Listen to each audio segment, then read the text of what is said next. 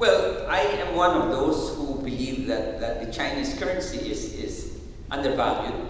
And they have, of course, been managing it. And it would, I think, be good for China and the rest of the world to see the currency appreciate even more because of the imbalances. China has a huge favorable trade balance against, let's say, the U.S. And other major economies. They have accumulated huge amounts of foreign exchange reserves.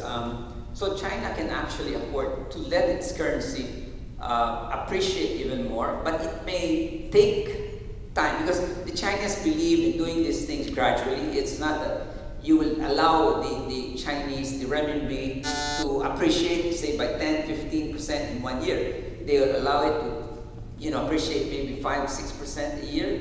And what they're saying is that don't dictate on us, let us handle it, we will do what we have to do. And that's the position of China. But, it takes, I think it will take some more time before we see the Chinese currency appreciate to what many economists believe is an appropriate level. But right now, it is, of course, it is undervalued, and there has to be further appreciation.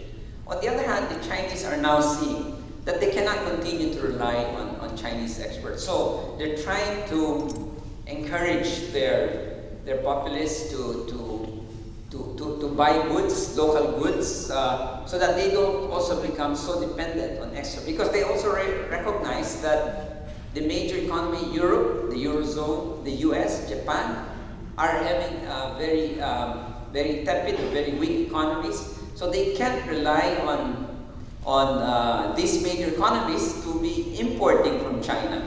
So the Chinese are now, because after all they have such a huge market, they're trying to encourage them by bringing down interest rates. Interest rates have been brought down considerably. There's the Chinese government is trying to encourage them to buy local goods. But even the Chinese, especially those with money, are buying a lot of imported goods from Europe, particularly Italian goods, which are the luxury goods that they are fond of. No?